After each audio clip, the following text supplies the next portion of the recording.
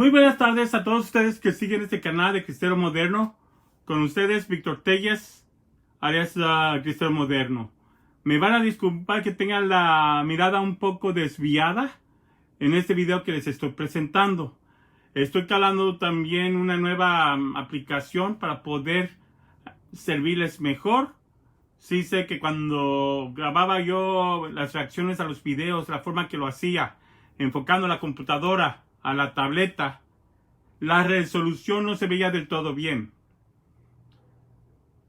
Estuve investigando cómo se le puede hacer para prevenir eso. Creo que ya encontré la aplicación. No sé cómo vaya a salir o no. Esta es la primera vez que lo hago de esta manera. Sigamos adelante. Ahora, ayer subimos un video titulado Confrontando la mentira con la verdad, en la cual estuve yo subiendo mi reacción al video de un evangélico que nos estaba acusando a los católicos de hereje. Subí su video, no voy a decir el título, ya ustedes están viéndolo aquí. No me agrada la idea, pero en fin, de todo modo tenemos que saber cómo responder a los ataques y a las mentiras de los otros grupos religiosos. Aquí vamos a continuar, porque ayer no terminamos de ver todo el video. Están acusándonos de tener 32 y apenas vimos las primeras 7. Pues bien, hoy vamos a ver unas 6 más. Para no colmarlos con tanta información, vamos a ver lo que ellos dicen, por qué lo dicen y por qué están equivocados y lo que es la verdad. Les repito, primera vez que yo uso este tipo de tecnología en este video, buscando traerles a ustedes lo mejor. Ahora, ayer les había preguntado si terminar de una vez con este video o seguir con Macabeos. Aunque nadie me subió en los comentarios qué preferían, voy a dejar que los números hablen.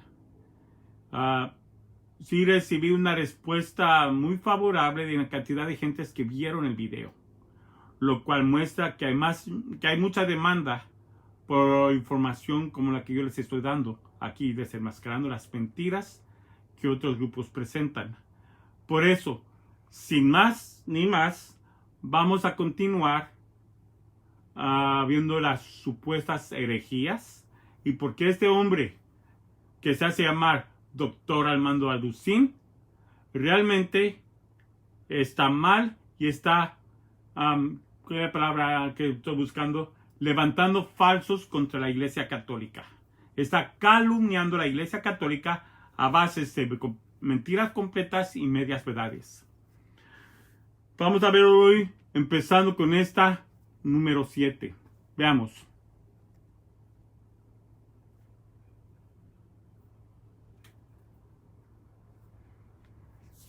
¿Qué pasó aquí? Jesucristo. Número 5. Las vestiduras. Ya vimos. Por el Papa Gregorio el Grande, año 600 después. Estoy buscando dónde nos quedamos. Eso ya vimos, eso ya vimos. Del 11 al 15, Apocalipsis 21, versículo 8. Número 7. El uso del latín para celebrar la misa y la oración. Ok, ahora este hombre dice que el uso del latín es herejía. ¿Acaso esta persona cree que los primeros creyentes de nuestra Santa Iglesia daban sus sermones en español? ¿O acaso creen que los daban en inglés? Si acaso una herejía, si el idioma es herejía, entonces eran nuestros idiomas modernos. Sí, la misa en latín se dio posteriormente, pero esto no cuenta como herejía porque no es enseñanza. El dar la misa en latín no es enseñanza. Al contrario, se empezó a dar latín para que la gente entendiera. ¿A qué me refiero con esto? El primer idioma en que se dio la misa fue en arameo. La primera vez que se dio la misa fue Jesucristo en la noche que partió el pan y el vino. La última cena cuando estaba reunido con sus apóstoles. Y eso fue hecho en arameo. Ya después, cuando Pablo empezó a predicar a los gentiles no hablaban arameo. ellos hablaban griego. Y a partir de la prédica de Pablo, hasta el año 180, hasta inclusive en eso está mal el hombre que dice que hasta el año 600. Este hombre dice que es en el año 600 porque es cuando se incorporaron las misas gregorianas. Pero la misa en latín realmente empezó con el Papa Sotero en el año 180 y se dio por motivos de una transición en la demográfica de la iglesia. Verán, para el año 180 aumentó un celo misionero de la iglesia en Oriente hacia Occidente. De ahí salieron gente como Ireneo, que era un griego, que fue a lo que ahora es Lyon, Francia, y ahí estuvo buen tiempo. Había mucha gente que estaban emigrando de regiones de habla griega a regiones de habla latina, de habla en latín. Pero como nuestra gente en su mayoría, nuestra gente católica en su mayoría en ese tiempo eran griegos, es más, todavía no eran tantos romanos, empezó por los griegos. Primero empezó por los judíos, de los judíos se regó a los griegos, de los griegos a los romanos. Pero inclusive en ese momento los romanos también hablaban griego. Verán, en tiempos apostólicos el latín era visto como un idioma vulgar que solamente los soldados mal educados hablaban. Ese era el prejuicio que se tenía. Y se tuvo por mucho tiempo, de tal manera que inclusive las clases altas de Roma preferían usar el griego en vez del latín. En la sociedad de Oriente, esa diferenciación no existía, porque todo el mundo hablaba griego en Oriente. Pero en Occidente había una distinción de clases, en la cual las clases bajas hablaban latín y las clases altas hablaban griego, para no mezclarse, según ellos, con su soberbia, para no tener nada que ver con el vulgo. De hecho, la palabra vulgar viene de una palabra en latín, de vulgo, que quiere decir pueblo. Ahora, pues los romanos antes del año 180 creían que el latín era eso, un idioma vulgar, un idioma de la gente común. Y mucha gente, por lo tanto, prefería usar el griego. Por la reputación que tenía griego y la reputación que habían establecido los griegos con la supuesta promoción de la cultura. Pero ese es otro rollo que tocaremos en otro tema. Ahora, gente que llegaba a predicar en Occidente no eran tan fluidos en el latín. Muchos de ellos aún usaban frases griegas. Por eso es que en nuestro idioma de la Iglesia Católica hay mucho uso del griego. La palabra Eucaristía no viene del latín, viene del griego y significa acción de gracias. Tenemos palabras como el Kyrie eleison. El Kyrie eleison es la parte de la misa donde decimos Señor ten piedad, Cristo ten piedad, Señor ten piedad. Cuando decimos esto en misa, esa parte de la misa se llama el Kyrie o Kyrie eleison, que significa eso mismo, Señor ten piedad. En lo que nosotros en español llamamos la consagración en la misa, la palabra correcta que se usa es epíclesis, que viene del griego que significa llamar sobre algo, invocar sobre algo, pues está invocando el Espíritu Santo sobre la ofrenda del pan y el vino. El título correcto de los sacerdotes es presbítero, que en griego significa hermano mayor. En sí, gran parte de nuestro vocabulario como católicos viene del griego. Nosotros cuando queremos que nuestros hijos hagan la primera comunión, los llevamos al catecismo.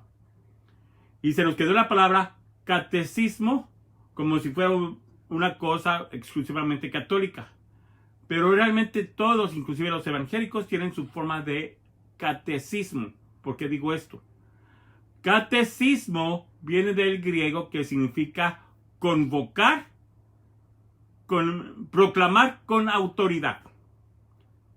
Catecismo quiere decir proclamar con autoridad, de arriba hacia abajo.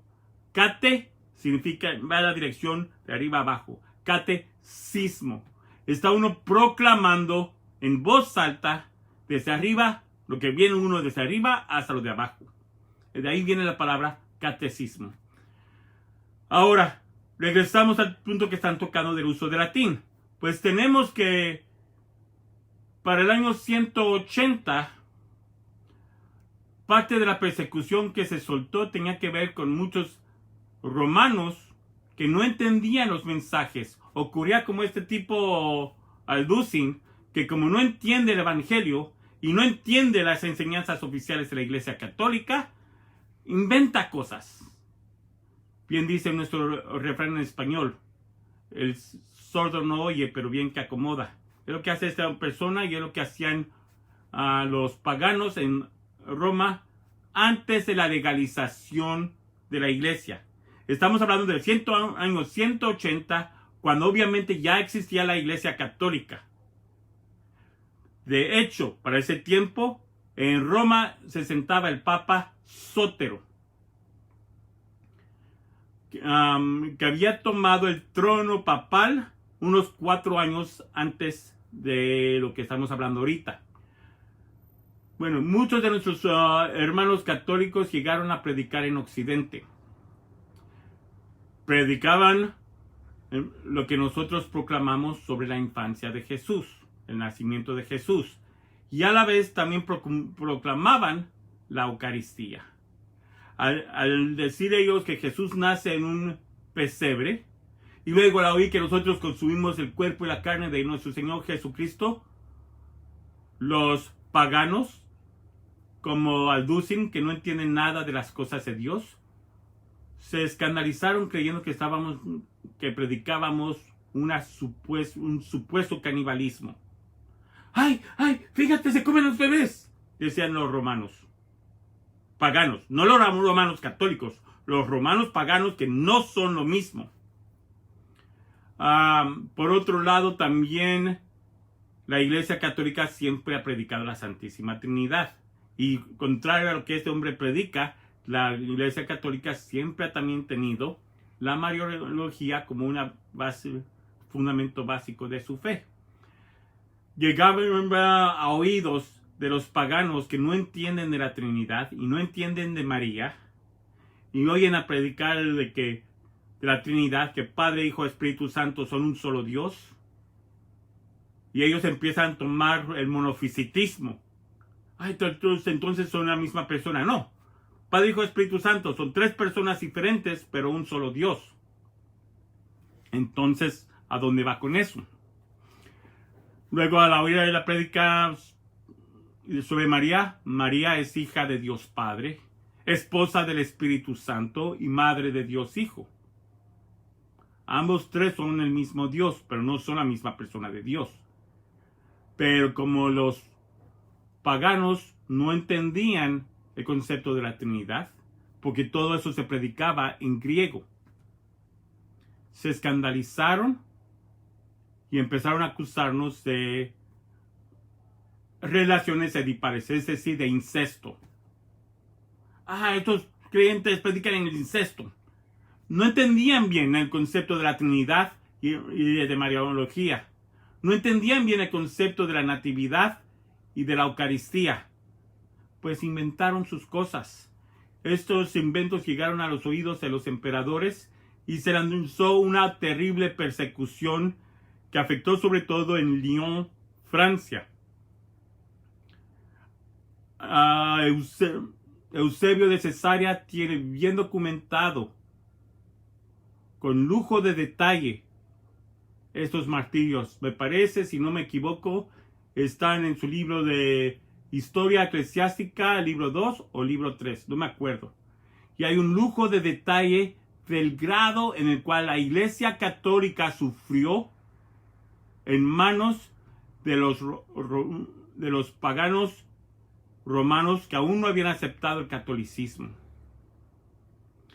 De hecho, el emperador durante este tiempo se atribuye a sí mismo el título de Dios. Siendo resultada la situación tan terrible, se soltó una persecución grandísima en Francia. De esa persecución, pocos sobrevivieron, entre ellos Ireneo. El obispo de Lyon, Francia, bueno, hoy se llama Francia, en aquellos días se llamaba Galia, escribe una carta de recomendación a Sótero, en la cual estaba sugiriendo que Ireneo tomara un cargo alto eclesiástico. Ireneo llega a Roma al año siguiente, en el año 181, con la carta para el Papa Sótero, quien al enterarse de lo ocurrido en Lyon, manda a Ireneo de vuelta a Lyon para ponerlo como sucesor del obispo de esa ciudad que acababa de morir en el martirio. También fue en ese año que la iglesia empieza a proclamar en latín, no como lo dicen muchas gentes, para hacerla más santa. No tenía nada que ver con eso. De ser así hubieran quedado con griego, o mejor todavía con arameo, que es el idioma que hablaba Jesucristo. Durante mi tiempo de estar conociendo las cosas de Dios, yo pasé por un periodo en que pensaba que lo ideal sería que la misa aún se diera en arameo, por ser el idioma de Jesucristo, ser un idioma sagrado. Claro, ya lo superé a conocer mejor la Biblia, pero sigamos. La misa se empezó a dar en latín para que el pueblo entendiera. De hecho, se nos está documentado, según los anales de Eusebio de Cesarea, que cuando se soltó esa persecución en Lyon, entre tantos que estaban reunidos ahí, solamente uno hablaba latín.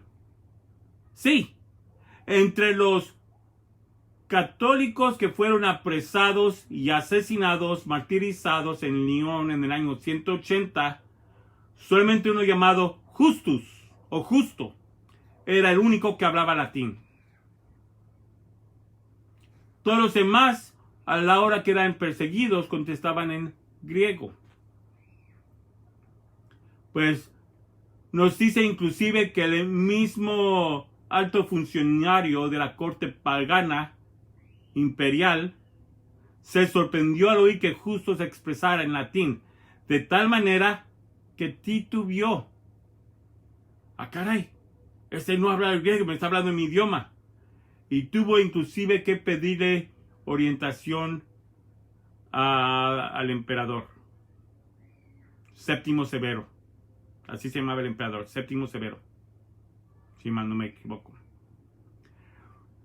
Ahora, la iglesia después siguió en latín hasta el Vaticano II.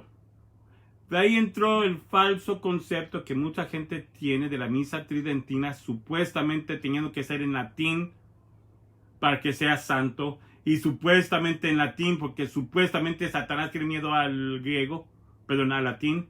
Eso no es cierto.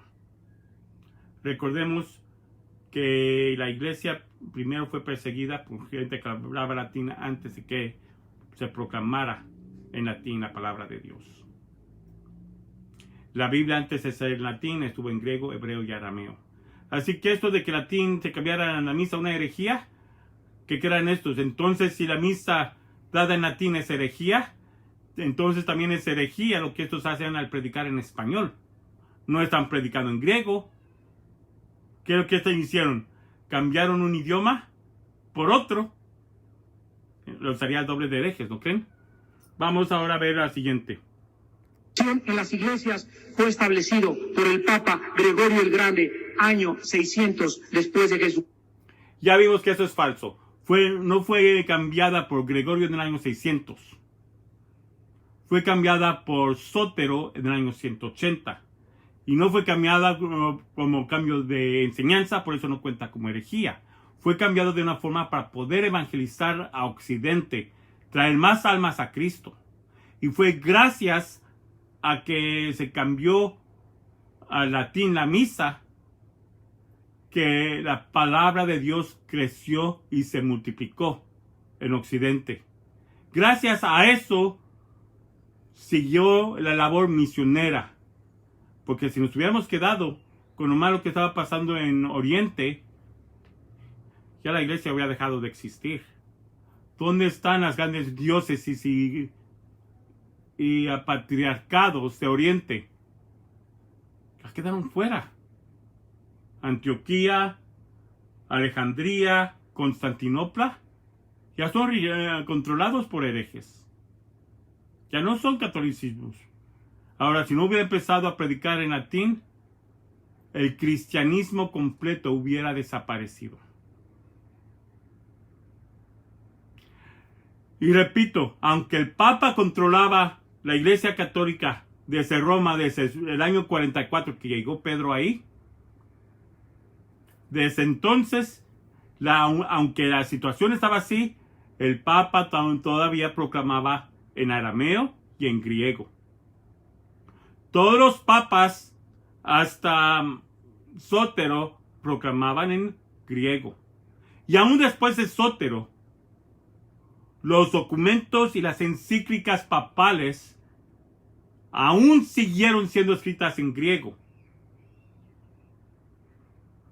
No fue hasta ya tiempo después, el Papa Calixto, que fue Papa entre el año 217 y el 222, cuando se empezó a escribir las decisiones de la Iglesia en latín.